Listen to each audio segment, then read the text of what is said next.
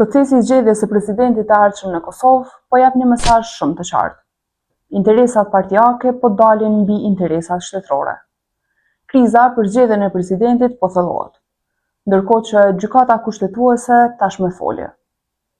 Sipas aktgjykimit të dalë nga kjo gjykatë, dekreti i presidentes Osmani nuk ishte i plotfuqishëm. Andaj, deputetët kanë gjithsej kohë 34 ditë për ta zgjedhur presidentin. Në të kundërtën, vendi shkon sërish në zgjedhje.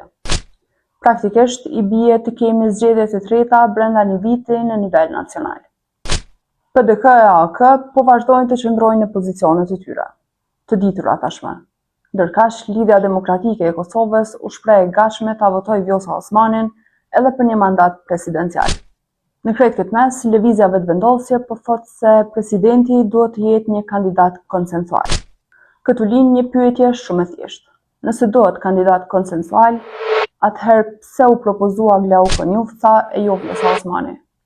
Marr parasysh këtu faktin që Vjosa Osmani ka më shumë potencial të sigurojë 2/3 në kuvend. A u bë sebe bordi i paqes në largimin e Vjosa Osmanit nga opsionet e para për presidente? Dhe a i bie kjo që Albin Kurti e ka të vështirë të bashkëpunojë me një figurë tjetër në skenën politike që gëzon autoritet më shumë se ai?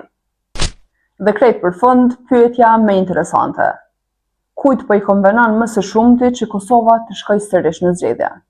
Sepse kur presidenti nuk zgjidhet, kur partitë nuk merren vesh dhe kur afatet kalojnë, dikush gjithmonë po fiton kohë.